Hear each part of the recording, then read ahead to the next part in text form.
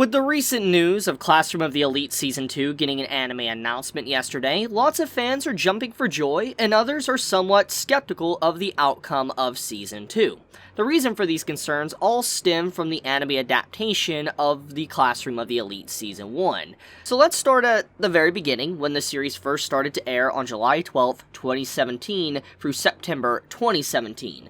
When the anime first started to air, I remember covering the first episode a long time ago and dropping off of it sometime later for unknown reasons I cannot remember. However, from my knowledge at that time, at least from the beginning episodes of the anime adaptation, people were enjoying and loving the anime for what it had to offer. So I know it's not a universally hated anime, and there's a huge fan base for the original source, aka the light novels. Still, as with all light novel to anime adaptations, there will be those that are upset with the differences because it affects later content within the story. Some things can be easily fixed, and a good example of this is Eris getting an OVA episode from Mushoku Tensei slaying goblins, because apparently there was some content, cut for an important scene or character in the future for when Mushoku Tensei gets a Season 2. Now, as someone that hasn't watched the full first season of Classroom of the Elite, I don't really know how much they truly changed or covered, but I have read Volume 1 of the light novel. Now, I don't doubt there's significant changes to the story. Light novel to anime adaptations can't always be like Mushoku Tensei or Re:Zero. Even those two outlining anime didn't cover everything properly within their anime adaptation, but it did the best it could with its anime adaptation. Sometimes changes can be for a good thing, and others it can lead to a bad end where the series can never truly recover, only leaving the anime-onlys to be completely confused with the story direction. A good example of that is Tokyo Ghoul Re's anime adaptation. If you were someone that only watched the Tokyo Ghoul anime and Tokyo Ghoul Route A anime, then you would have been completely lost with the arrival of the Tokyo Ghoul Re anime that came out, since it goes back to the canon story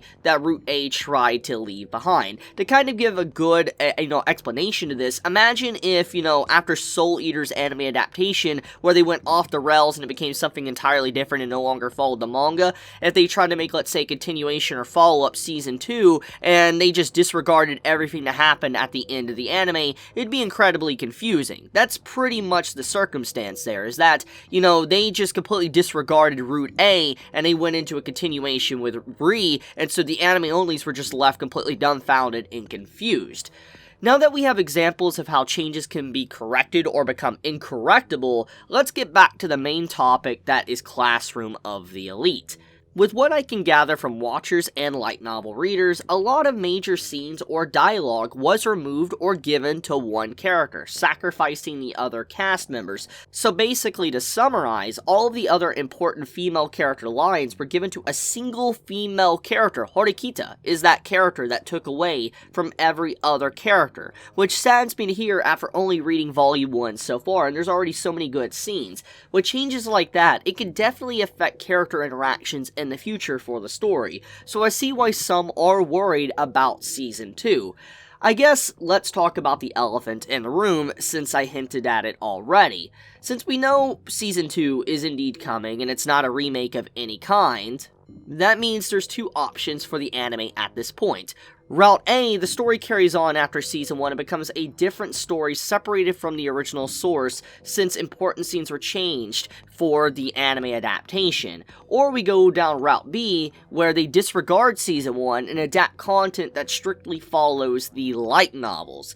Now, I know many will be like, that's a good thing, but in reality, it isn't. It goes back to the Tokyo Ghoul Re point I just made earlier in this video. A lot of people have probably only watched the anime, and not many people want to read the novels. Also, since the anime-onlys would have no idea about how much was truly changed with the anime adaptation, and from what I can see, it was actually a good anime that many enjoyed, they would probably be fine if it carried the story onward in a different direction from, let's say, the actual light novel to follow the content of Season 1.